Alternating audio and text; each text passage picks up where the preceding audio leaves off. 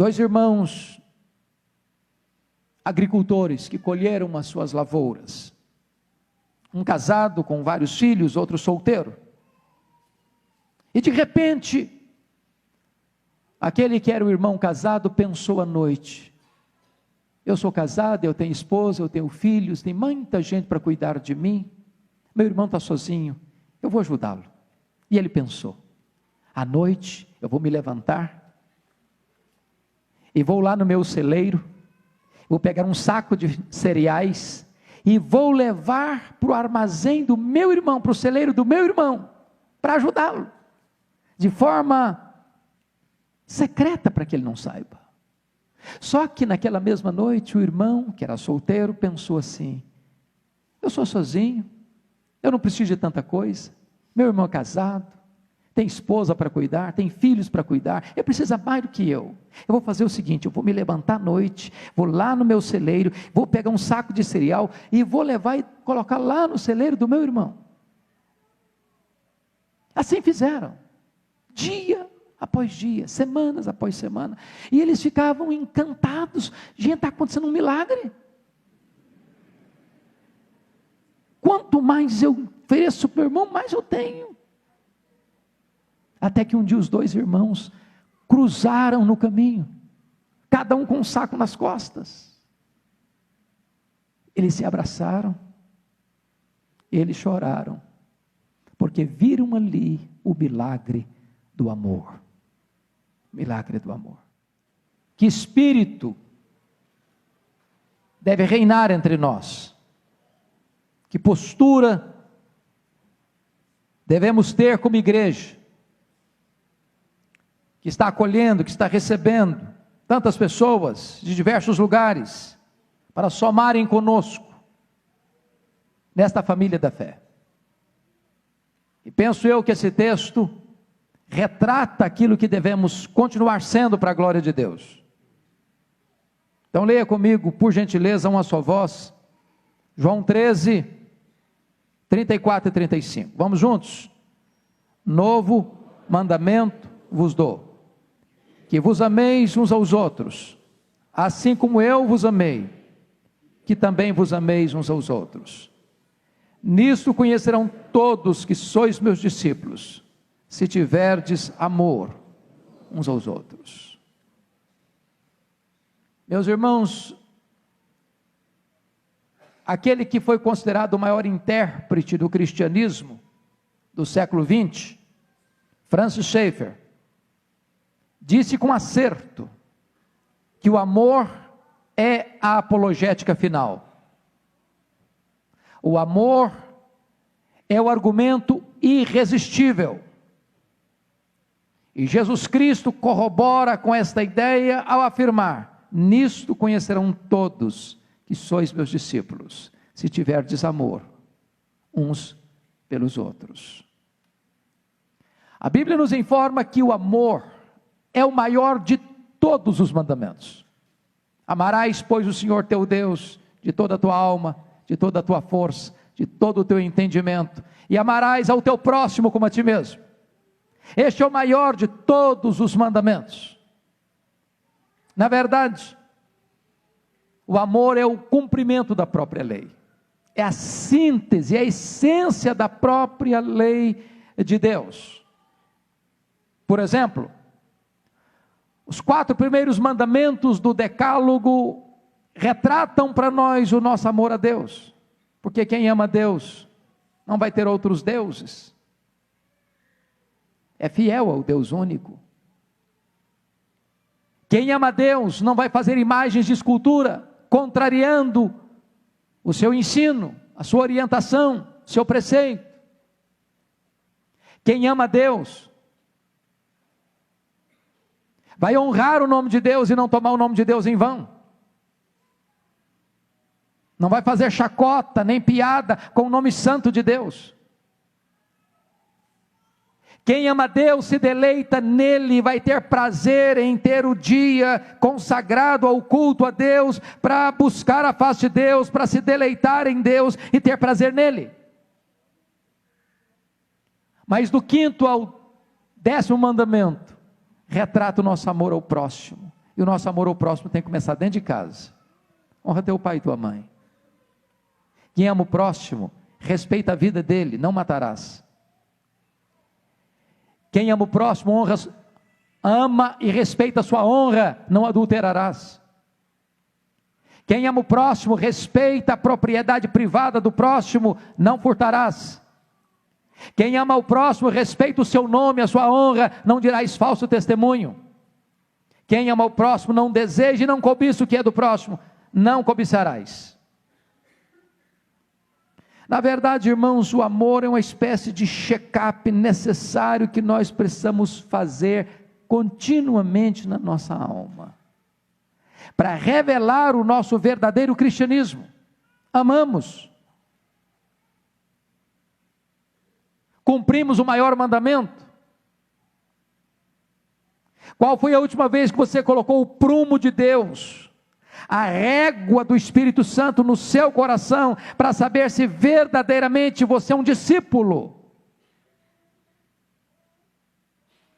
O amor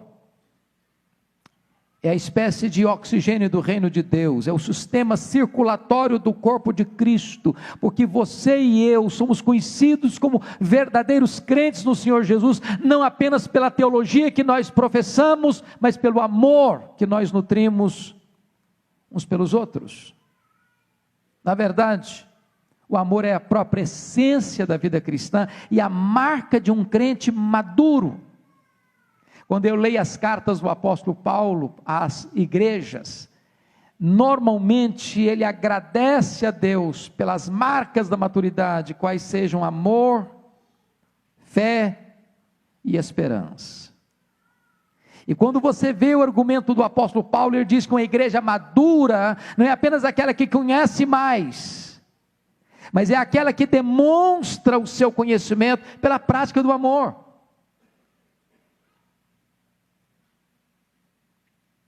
O apóstolo Paulo, escrevendo a sua primeira carta aos Coríntios, capítulo 8, ele chega a dizer que o amor é mais importante do que o conhecimento.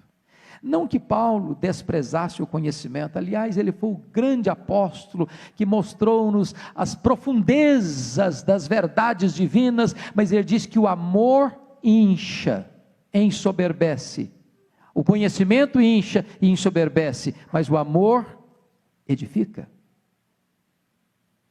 Ele chega a dizer na sua carta aos Coríntios que o amor é mais importante do que os dons espirituais, porque os dons espirituais sem a marca do amor não edificam. O amor, mais do que isso, irmãos, é a evidência da verdadeira e insofismável conversão. Diz a Bíblia que aquele que ama, e o apóstolo João que ensina isso, que ama seus irmãos, passou da morte para a vida. Ele diz que aquele que não ama seu irmão, até agora está nas trevas. Ele diz, aquele que ama é nascido de Deus, porque Deus é amor. Ele vai além e diz, quem não ama seu irmão a quem vê, não pode amar a Deus a quem não vê. Então eu gostaria de tratar deste assunto com os irmãos nesta noite, porque esta igreja que pela graça de Deus cresce, ela não pode jamais perder essa marca distintiva do seu testemunho.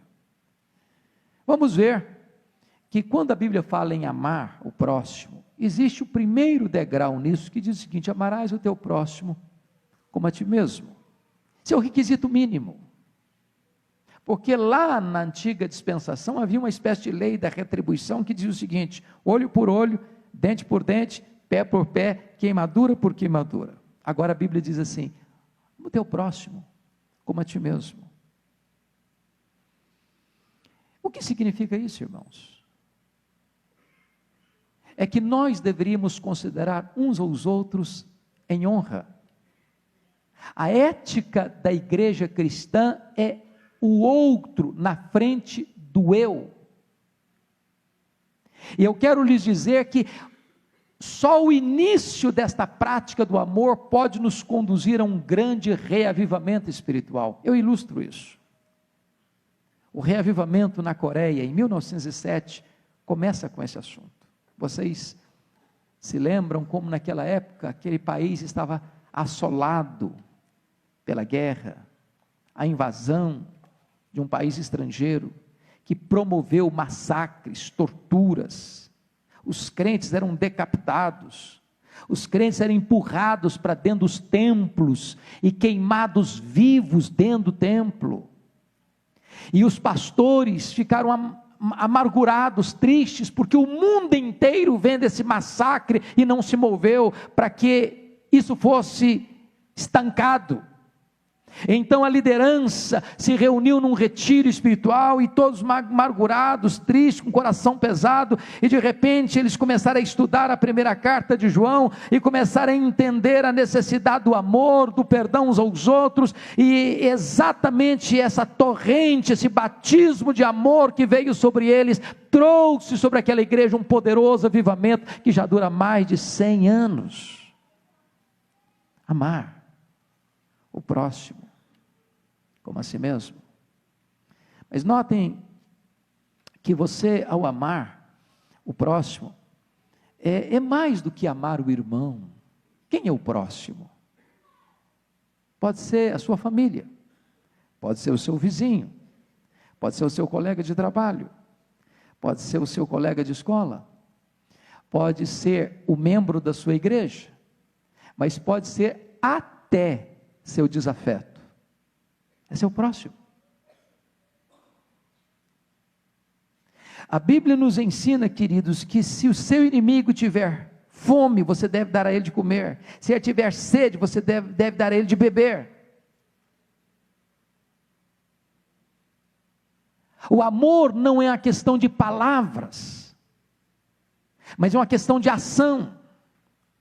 David Hilton, no seu livro O Monge Executivo, disse algo interessantíssimo. Ele diz: você não é o que você sente, você não é o que você fala, você é o que você faz. É por isso que no dia do juízo nós vamos ser julgados pela questão da prática do amor, ou da ausência dele. Estive com fome e não me deste de comer, eu estive com sede e não me deste de beber, eu estive nu e não me vestiste, eu estive preso e não fostes ver-me, doente e não me visitaste, forasteiro e não me abrigaste. O que a Bíblia está nos ensinando é que o amor precisa ser a generosidade em ação. Foi por isso que quando João Batista está pregando sobre arrependimento, e as pessoas dizem: mas o que é isso? Como é que eu posso mostrar o genuíno arrependimento? Ele diz: pois bem, vocês querem saber o que é isso? Quem tem 2 túnicas, dê uma para quem não tem. Quem tem comida, reparta com quem não tem. O amor, queridos irmãos, dá sentido à nossa vida. Eu não sei quantos leram, e se não leram, eu aconselharia a ler um dos melhores livros que eu já li na vida, Em Busca de Sentido, de Viktor Frankl. Viktor Frankl foi o pai da logoterapia. Ele ficou preso vários anos num campo de concentração nazista. E ele escreve que as pessoas que sobreviveram às agruras, às torturas e à escassez de pão, não foram aquelas que lutaram bravamente para sobreviver. As pessoas que sobreviveram nos campos de concentração foram aquelas que, apesar das agruras e dos sofrimentos, se esforçaram para ajudarem a outras a sobreviverem. Se nós olharmos para dentro de nós, nós adoecemos, nos tornamos egoístas. Mas se nós devolvermos a nossa postura de olhar para o próximo e amá-lo, e socorrê-lo, e abençoá-lo, então nós encontraremos nisso o sentido da própria vida. Agora vejam vocês, que no texto lido, Jesus Cristo vai nos ensinar algumas lições oportunas e preciosas. Primeiro, amar os irmãos como Cristo nos amou, é um mandamento novo em seu perfeito exemplo. Novo mandamento vos dou, que vos ameis uns aos outros. Bom, mas isso não é novo, isso é antigo.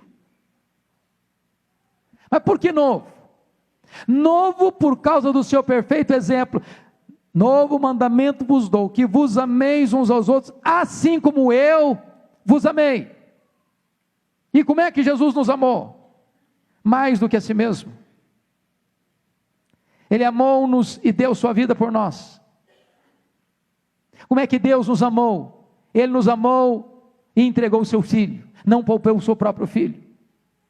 Amor é essa postura de dar, e é por isso que todos vocês, por novos na fé ou mais antigos que sejam, podem repetir comigo nesta noite a essência do amor de Deus em João 3,16. Vamos repetir todos juntos? João 3,16.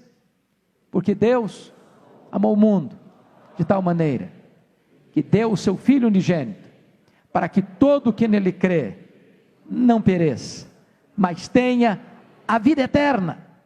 Agora eu conclamo a igreja para falarmos de cor, 1 de João 3,16, vamos lá, irmãos. Não, vocês não entenderam. Agora eu quero que a igreja repita comigo, 1 de João 3,16, vamos lá? Eu percebi que vocês não sabem de cor. 1 de João 3,16, nisto consiste o amor, que Cristo deu a sua vida por nós, e por isso nós devemos dar a nossa vida pelos irmãos. Nós temos muito mais facilidade de decorar João 3,16 do que decorar 1 de João 3,16. Porque é exatamente isso que Jesus está nos ensinando. Você deve amar o seu irmão como ele amou você. Ele deu a sua vida. Esse amor, irmão, é um amor perseverante, diz a Bíblia. Jesus, tendo amado os seus, amou-os até o fim. Não é amar o seu irmão até a primeira decepção com ele. Você acha que Jesus teve motivos de se decepcionar com seus discípulos? Mas ele os amou até o fim. Então não desista do seu irmão, se ele num momento da vida decepcionar você, ame-o até o fim. Segundo, este amor de Jesus, que deve existir nesta comunidade, nesta igreja, e continuar existindo, amados irmãos, é um amor que serve. Quando Jesus se reuniu no cenáculo com os discípulos, eles disputavam, mas quem é o mais importante aqui? Quem tem mais galardão aqui? Quem tem mais projeção no reino de Deus aqui entre nós? E Jesus Cristo não responde com palavras, responde com uma atitude. Ele pegou a bacia, ele pegou a toalha, começou a lavar os pés dos seus discípulos. E ao término disso ele disse, vós me chamais o mestre e o senhor, e fazeis bem, porque eu sou, mas eu vos dei o exemplo. Quem ama serve. Quem ama é humilde. Mas mais do que isso, o desafio nosso é amar até o inimigo. Jesus lavou os pés de Judas Iscariotes. Quando eu estava lendo a biografia de Abraham Lincoln, o 16º presidente dos Estados Unidos, talvez o maior estadista americano, me lembro que durante a sua campanha para a eleição da presidência, houve um homem que se opôs a ele de forma tenaz e robusta, o Sr. Stanton, criticou amargamente, profundamente, e para espanto de toda a nação, quando ele foi eleito, ele nomeia o Sr. Stanton como ministro da guerra. Seus correligionários não entenderam e o criticaram. E ele respondeu, eu estou nomeando o Sr. Stanton porque é o homem mais preparado para exercer esse ministério. E ele disse, a única maneira de você vencer um inimigo é fazendo dele um amigo. É conquistando-o. Não com a força das armas, mas conquistando-o pela eloquência do amor.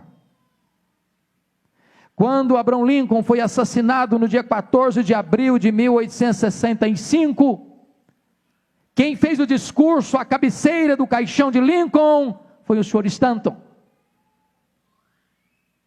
que foi conquistado pelo amor. O amor é irresistível. Mas em segundo lugar, o amor aos irmãos como Cristo nos amou é um novo mandamento, tem seus motivos inspiracionais. Cristo nos amou e deu a sua vida. Irmãos, nós só amaremos de fato se nós formos generosos nas nossas atitudes, nos nossos gestos. Escrevi uma pastoral essa semana, pastor Ival, presbítero José, sobre generosidade, o amor em ação. E eu fiz uma sugestão lá no meu artigo, dizendo o seguinte, que, aliás, de repente você podia pegar essa sugestão aí. Vá segunda-feira, vá amanhã a um supermercado, compre um jarro de vidro, mas não para botar flores, para botar terra, enche-o de terra, deixa-o na sua sala, para todo dia você olhar para ele,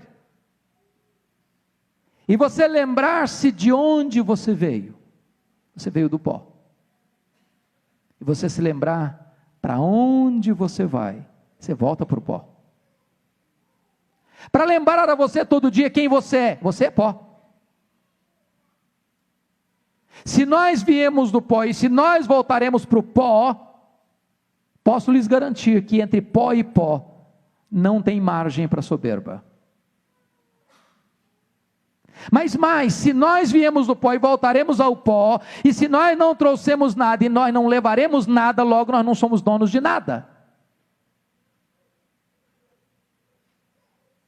Mas então quem é o dono? É Deus. E quem somos nós? Mordomos do dono. E como é que o mordomo deve agir? Com fidelidade ao dono. E qual é a postura do dono? É generoso. Deus amou e deu. Jesus amou e se entregou. A única maneira de você honrar o Deus que ama você e amar o próximo é ser generoso com aquilo que Deus botou em suas mãos. Lembra dos crentes da Macedônia? Eles ofertaram aos pobres da Judeia, de forma sacrificial, além das suas posses, com alegria.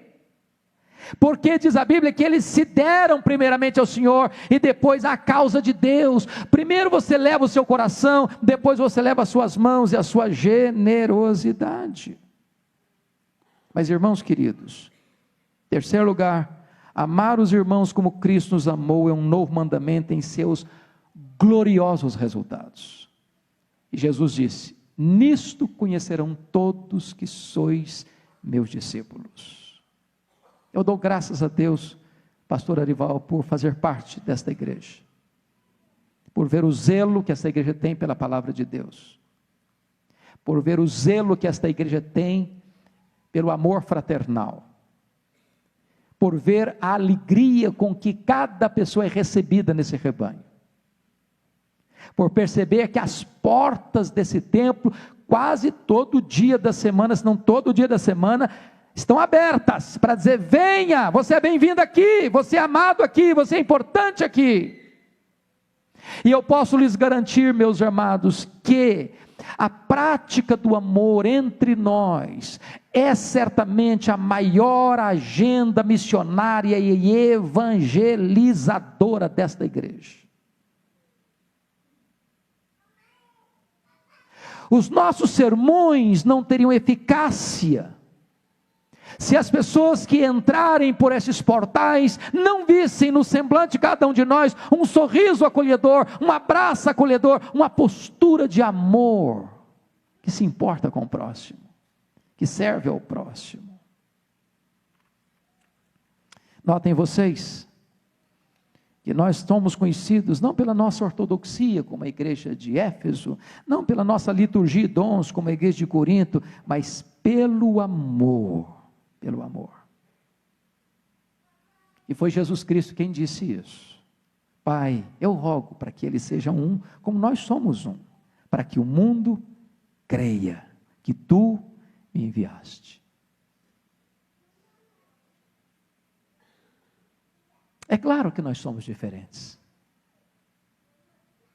É claro que cada um tem uma personalidade diferente, tem um temperamento diferente, tem um pano de fundo cultural diferente, tem matizes diferentes, tem famílias diferentes, tem culturas diferentes, mas irmãos queridos, em Cristo nós somos um só coração, uma só alma, um só propósito, uma só direção.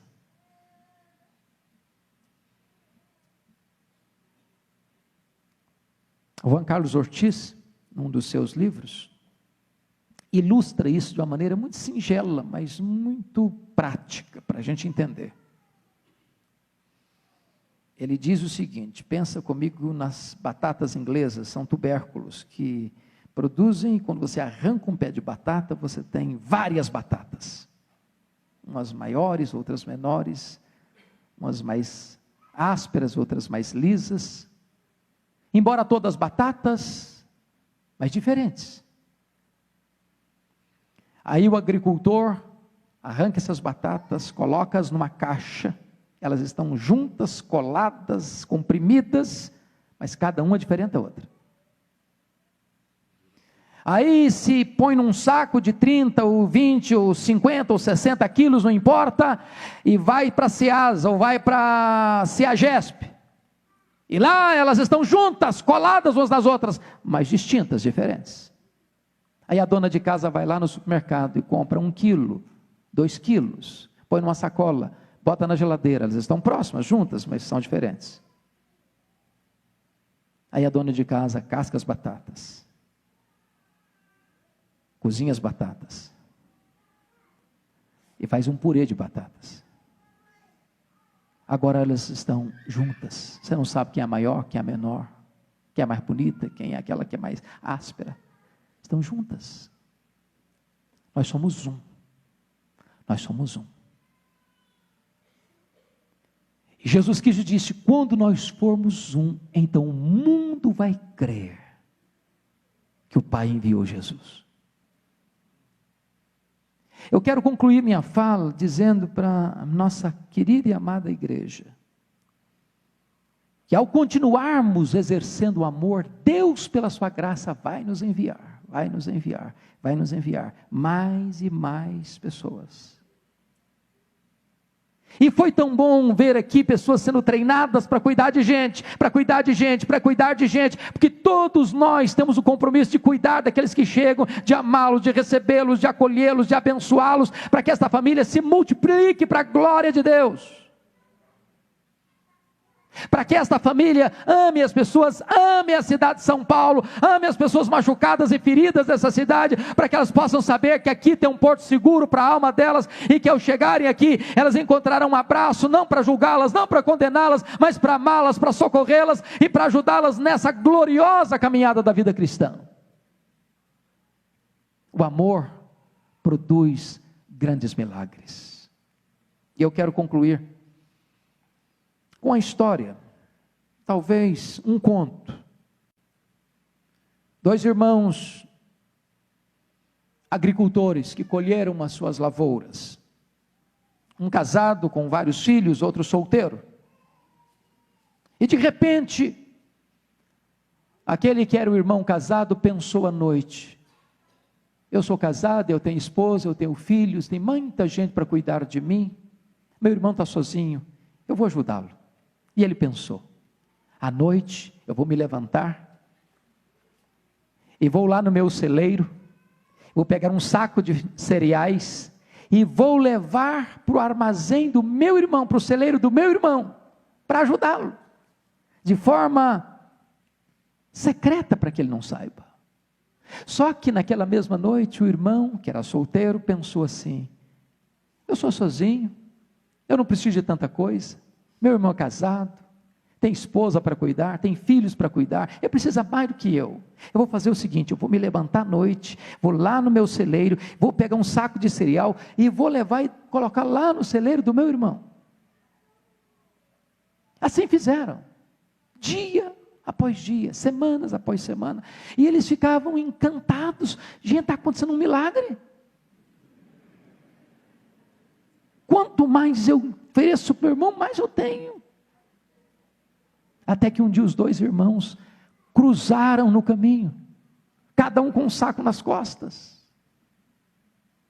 Eles se abraçaram, eles choraram, porque viram ali o milagre do amor. Milagre do amor. Que a Igreja Presbiteriana de Pinheiros possa viver essa agenda do amor, para que veja todo dia nesta casa o milagre do amor. Novo mandamento vos dou, que vos ameis uns aos outros, assim como eu vos amei, disse Jesus. E nisto conhecerão todos que sois meus discípulos, se tiverdes amor uns pelos outros. Que Deus os abençoe. Amém.